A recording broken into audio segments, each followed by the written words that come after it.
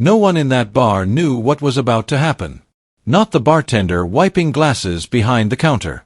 Not the couples laughing in their booths. Not the group of loud men near the jukebox.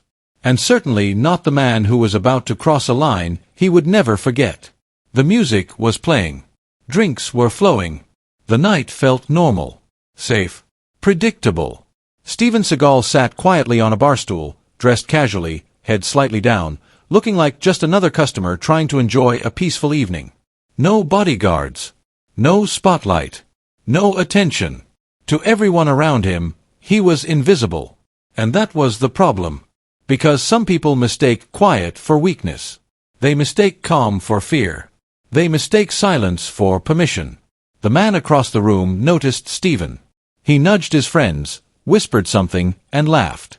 A laugh that carried just a little too much confidence. A laugh that wasn't friendly. Then he said it. Loud enough to be heard. Sharp enough to sting. Disrespectful enough to turn heads. A few people glanced over. Someone frowned. The bartender paused. Steven didn't react. No eye contact. No expression. No movement. That only encouraged him. The man stood up, swaying slightly from his drink, and added another comment. Louder. Meaner. Designed to humiliate. Designed to get a reaction. Designed to impress his friends. Still, nothing. Steven remained seated. Calm. Controlled. Unbothered. But something changed in the room. The laughter faded. Conversations slowed. A strange tension settled in the air. The kind of tension you can't explain, but you can feel in your chest. Because even if they didn't know who Steven Seagal was, they could sense that something wasn't right. The man smirked, thinking he had the upper hand. Thinking he was in control. Thinking he was entertaining the crowd. He had no idea. He wasn't mocking an ordinary man. He wasn't testing a stranger. He wasn't provoking someone who would shout or argue. He was challenging someone who didn't need to raise his voice to end a situation. Someone who didn't need to prove anything. Someone who was dangerous, without looking dangerous. And in just a few moments, everyone in that bar would learn the same lesson. The calmest person in the room is often the most powerful. Engagement, soft. Have you ever seen someone underestimate the wrong person, and immediately regret it? The bar was alive with noise. Music pulsed softly through the speakers, blending with laughter, clinking glasses, and overlapping conversations. The smell of alcohol and fried food hung in the air. People leaned close to be heard, friends joked loudly, and strangers brushed past each other without a second thought. It was the kind of place where everyone came to forget something. Stress. Work. Loneliness. Boredom. Steven Seagal sat at the counter, slightly turned away from the crowd. A simple drink in front of him. Elbows relaxed.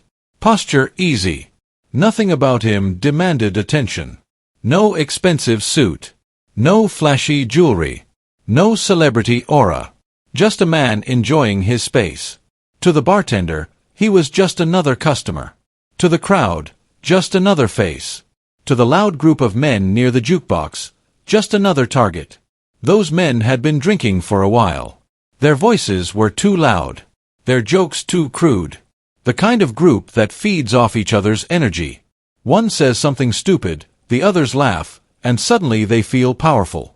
One of them leaned back in his chair and scanned the room. His eyes landed on Steven. He smirked. To him, Steven looked older. Quieter. Alone. An easy way to get a laugh. An easy way to feel big. He whispered something to his friends. They chuckled. Steven didn't notice. Or maybe he did, and chose not to. Because that's what disciplined people do. They ignore noise. They don't react to every distraction. They don't feed every ego. Steven lifted his glass, took a slow sip, and looked forward. The man watched him, studied him, and mistook his calm for weakness. The room kept moving. The bartender served drinks. A couple argued quietly in the corner. Someone spilled a beer and laughed it off. Life went on. Nothing felt dangerous. Nothing felt dramatic. Nothing felt like the start of something unforgettable. And that's how most confrontations begin. Not with tension. Not with anger. But with comfort. People are relaxed. Guards are down. Everyone assumes nothing will happen. The loud man stood up and stretched, trying to draw attention. He glanced at Steven again, then at his friends. He wanted a reaction. He wanted eyes on him. Steven shifted slightly on his stool. Not nervous. Not alert. Just comfortable. Still, no reaction. That silence bothered the man. Some people can't stand being ignored. Some people confuse attention with respect. Some people feel small when they're not noticed. And instead of dealing with that feeling, they project it. The man cleared his throat and said something under his breath. A joke. A comment. Not loud enough for the whole bar, but loud enough to be heard. A few people turned their heads. Steven didn't. That was the moment the man decided to push. He raised his voice slightly, making sure it carried. His friends leaned in. He was enjoying himself. Steven remained calm. Still. Silent. Unmoved. The contrast was striking. On one side, noise, ego, and performance. On the other, quiet, discipline, and control. And without realizing it, the entire bar was being drawn into that contrast. The bartender slowed his movements. A woman at a nearby table frowned. Someone else shifted uncomfortably in their seat. Not because anything violent had happened, but because something felt wrong. Humans are good at sensing imbalance. At feeling when energy shifts. At recognizing when a line is getting close. Steven placed his glass down gently. No slam. No tension. Just a controlled movement. He adjusted his posture, still facing forward. The man noticed. He mistook it for nervousness. And that mistake was about to cost him. Explanation: why this matters. Most people believe power is loud. They think dominance is shown through volume, aggression, and presence. But real power doesn't need an audience. It doesn't need approval. It doesn't need to perform. It waits. It watches. And it acts only when necessary. The man didn't understand that. He thought he was entertaining the room. He thought he was in control. He thought he was safe. But the truth was, he was standing too close to someone who didn't play games. Someone who didn't bluff. Someone who didn't warn twice.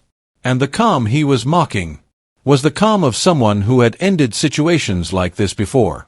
Audience engagement question. Have you ever seen someone mistake silence for weakness and confidence for arrogance?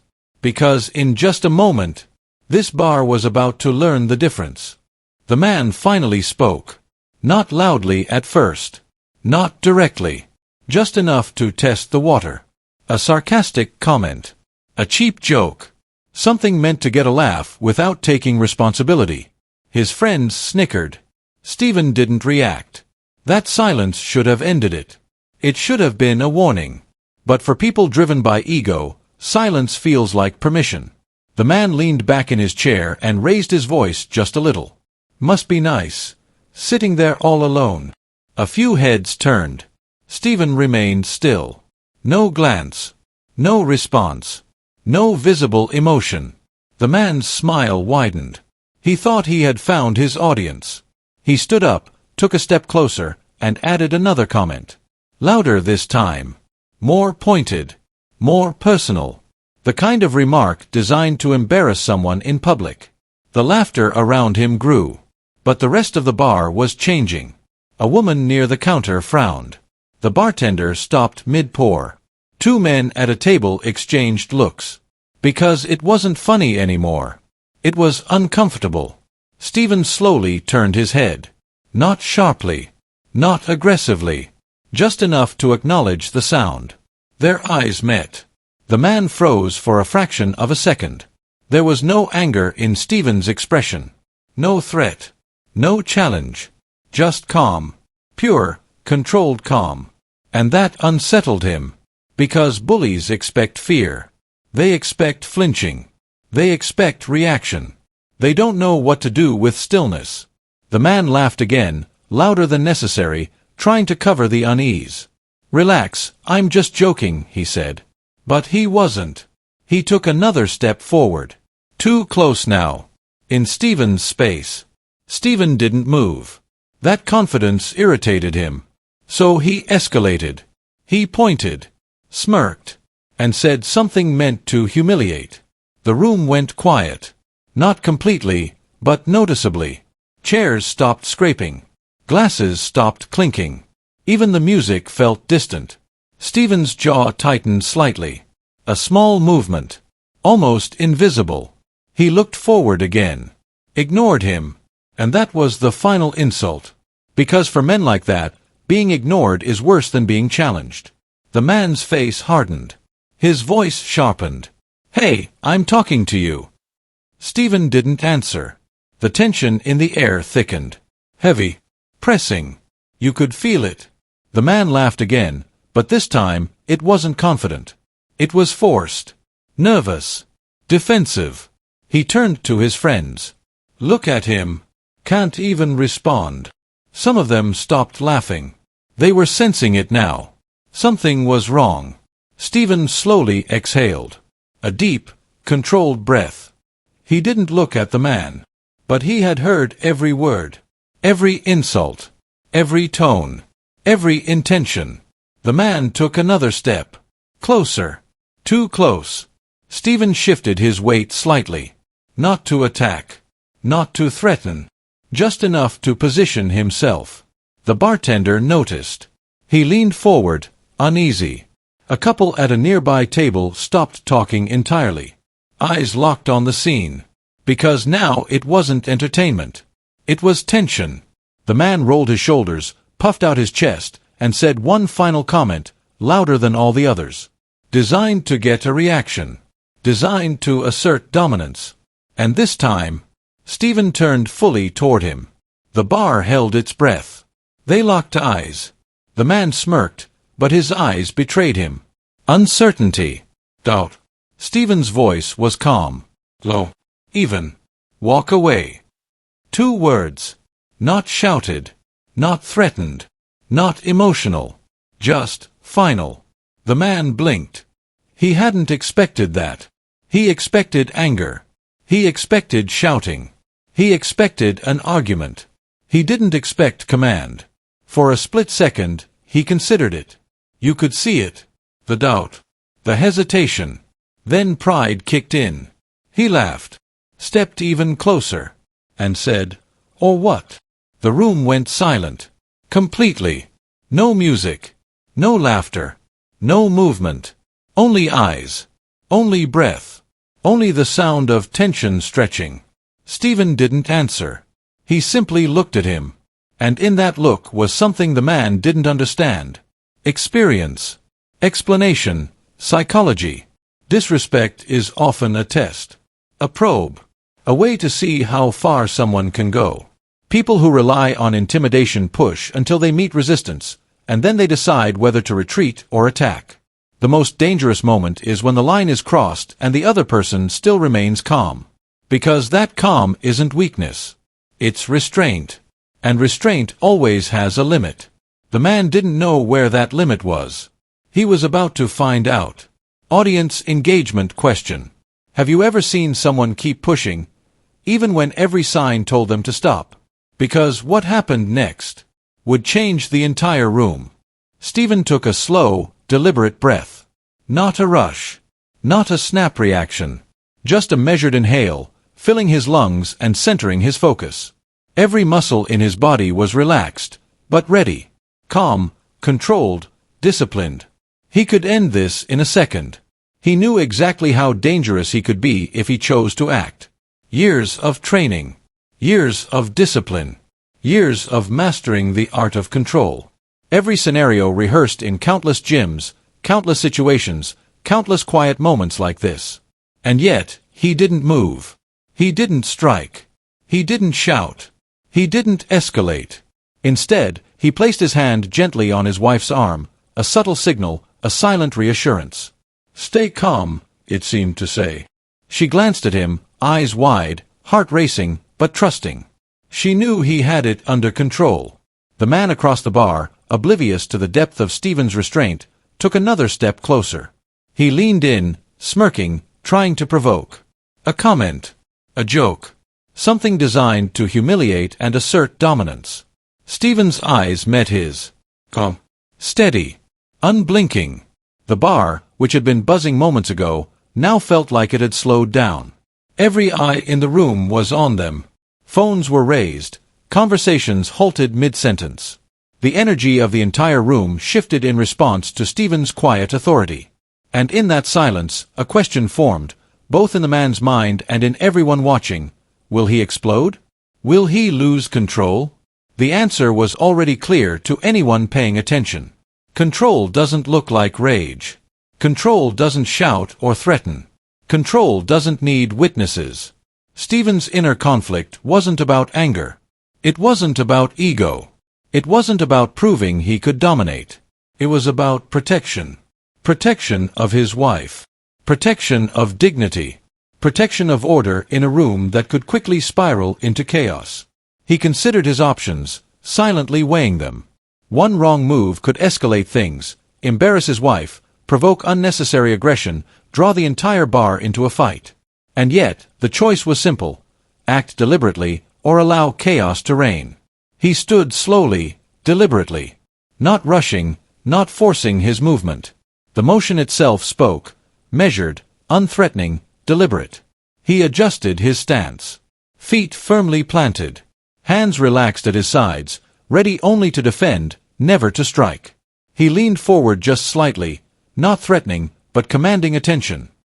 He looked at the man directly and spoke evenly, without raising his voice. "I don't think you should speak to my wife like that." The room went silent. Not the quiet of anticipation.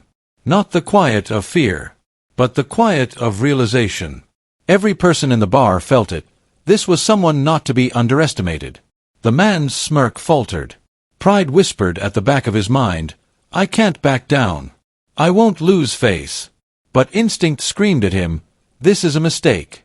Steven's decision was deliberate. He didn't need to yell. He didn't need to intimidate. He didn't need witnesses to validate him. He simply chose to act with control, letting his presence speak louder than any words or threats could. The subtle tension in the room became a tangible force. Everyone unconsciously leaned back, giving space. Phones were still raised, capturing the moment. Silence had more weight than any shout could ever carry. In that moment, Steven's inner conflict resolved itself. This wasn't about rage. This wasn't about reaction. This wasn't about satisfying a primal need to dominate.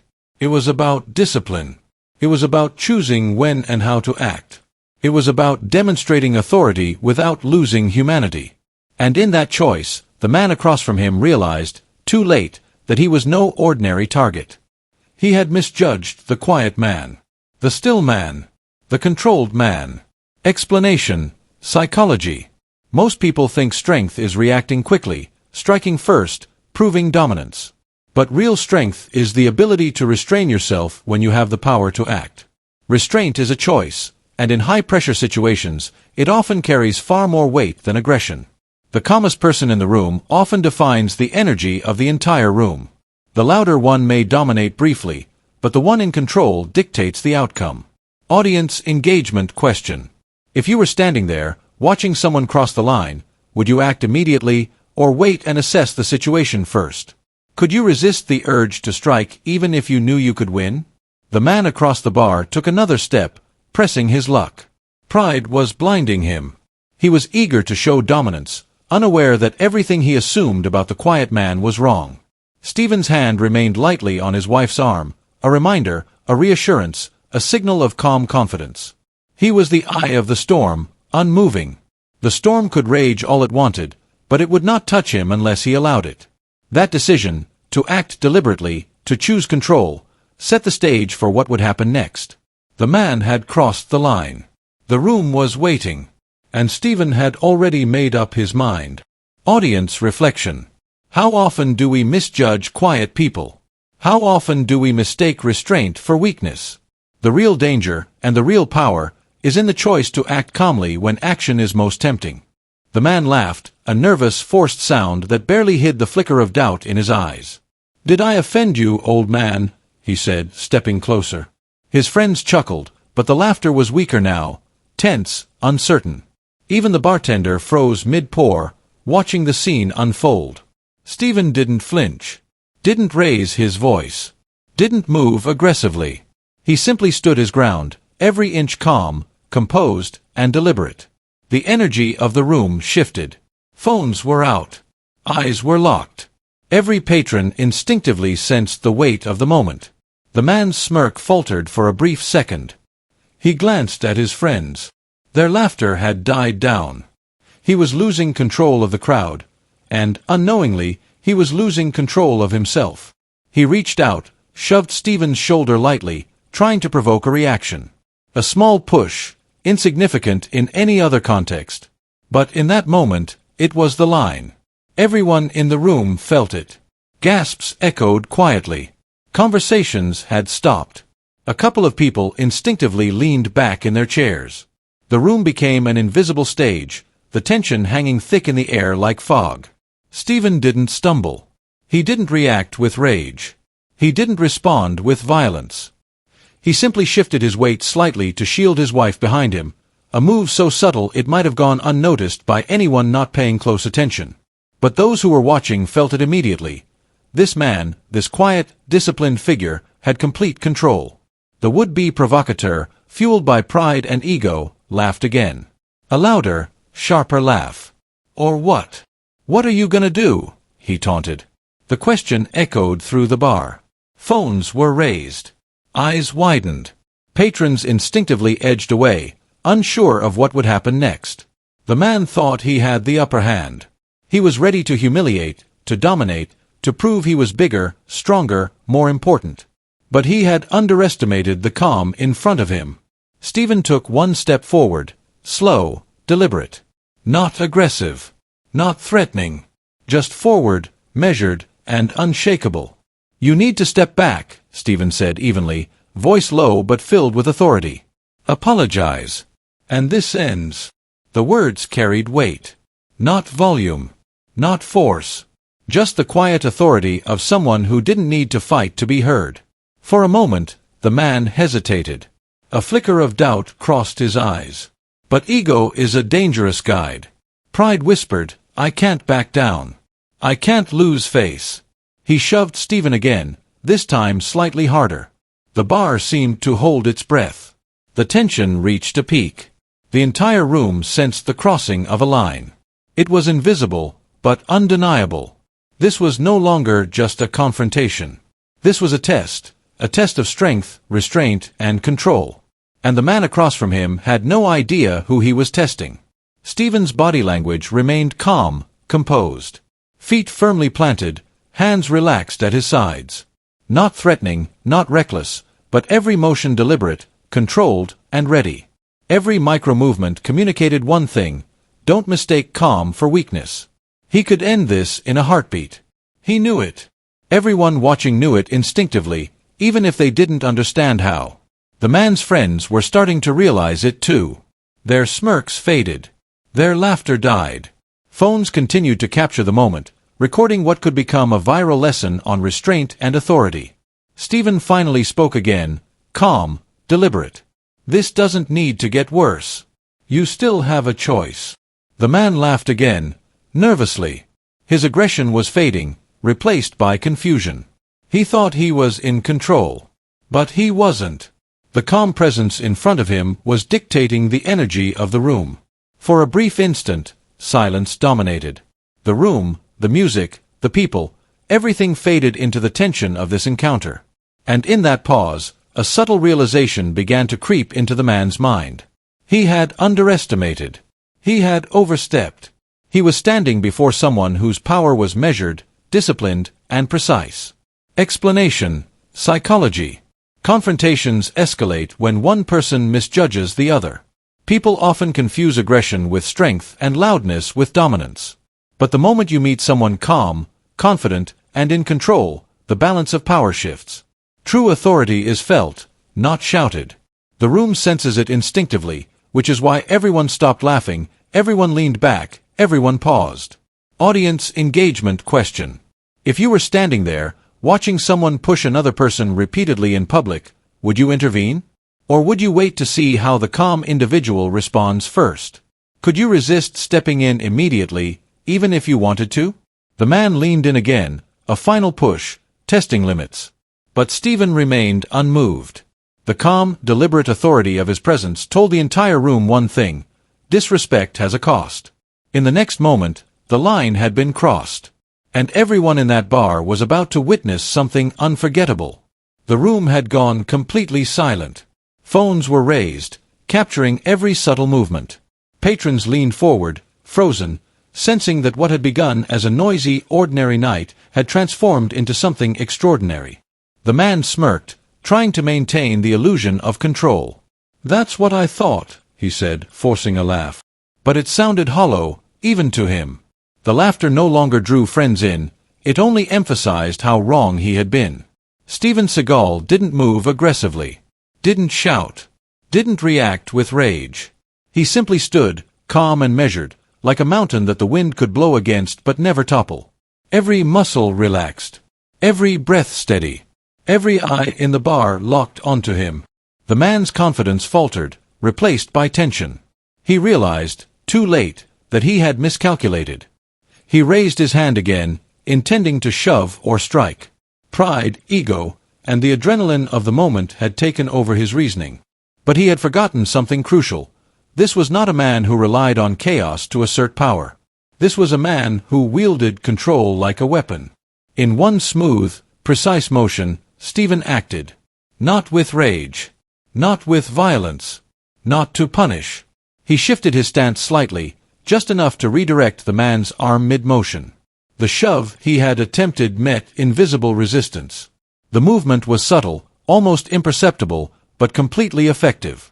Balance lost, the man stumbled backward. He hadn't expected it. Shock flashed across his face. The room's tension thickened, then cracked. A few whispered breaths escaped. Chairs scraped softly against the floor as people unconsciously took a step back. The man's friends reached out, attempting to grab him before he fell completely. Steven didn't follow, didn't chase, didn't threaten. He simply stood there, controlled, unwavering, like someone who knew exactly what he was doing, and why. "You don't need to be hurt to be stopped," he said quietly, each word deliberate. "You just need to be out of control." The phrase hung in the air. Every person in the bar understood it on some level. No one had to explain. No one had to react. They could feel the lesson in the calm authority of a man who didn't need to prove his strength with violence. The man across from him scrambled to regain balance. Pride and embarrassment warred on his face. For a brief moment, he realized that this wasn't a fight he could win. This wasn't a performance he could dominate. He had misjudged the quiet, disciplined figure before him, and that misjudgment had already cost him control. The bar stayed silent. No cheers. No applause. Just the quiet weight of understanding. People sensed power not in the loudest voice, not in the fist raised, but in the restraint that commanded respect effortlessly. The subtle shift in the room was unmistakable. Friends of the man exchanged uneasy glances. Patrons whispered to one another. Phones recorded. Eyes widened. And in the midst of it all, Steven's presence remained unshaken, calm, deliberate, and completely composed. Explanation, lesson. Anger can feel powerful. Loud voices, aggressive posturing, and impulsive strikes may dominate in the short term. But control is what truly ends confrontations. A measured response communicates authority and teaches respect without escalating the situation. It's the kind of power that is invisible yet undeniable, and its impact lingers far longer than any shout or shove. This was exactly what Steven demonstrated. He did not attack. He did not humiliate. He simply acted with precision and restraint, neutralizing the threat without creating a scene of chaos. The man's friends began pulling him back, muttering excuses. Pride had evaporated, replaced with confusion, embarrassment, and a dawning understanding. Their plan had failed spectacularly. And for the audience, both in the bar and later online, this was the moment that stood out. Not a punch thrown. Not a fight won. But a lesson in authority, discipline, and quiet strength. Steven exhaled slowly, adjusting his posture, then turned back to his wife, gently checking on her. "Are you okay?" he asked softly. She nodded, her eyes wide but trusting. In that single gesture, the room realized, he wasn't just protecting himself. He was protecting dignity. He was protecting the people he cared about, without losing control. Audience engagement question. Have you ever witnessed someone end a confrontation without raising their voice or losing control? Could you remain calm if someone challenged you publicly, knowing you could easily escalate the situation? This was the moment the bar remembered, the night when loudness and arrogance were silenced not by force, but by control. The lesson was simple yet profound. The strongest person in the room is not the loudest. It's the one who acts deliberately, protects others, and maintains authority without losing composure. And in the quiet aftermath, the room felt a shift, a collective recognition that true strength is measured not by chaos, but by discipline. Security rushed in only seconds after the confrontation had ended. Not because anyone had been seriously hurt, no one had, but because the energy in the room had shifted so dramatically that immediate intervention felt necessary. The man who had tried to humiliate Steven Seagal was pulled away by his friends, his earlier arrogance replaced by confusion, shock, and the first hints of humility. Pride, which had carried him through countless foolish challenges in the past, had evaporated in an instant. The room remained silent. No cheers. No applause. Just the quiet acknowledgement that something remarkable had occurred. Everyone had witnessed it. Power without violence. Control without chaos. Discipline over impulsiveness. Steven turned back to his wife. "Are you okay?" he asked softly. She nodded. Her eyes were wide, still processing the tension of the moment, but there was relief in her gaze. She had been protected, not just from the physical shove, but from the humiliation. The dignity of the situation had been preserved. For everyone else in the bar, the lesson was clear. This wasn't entertainment.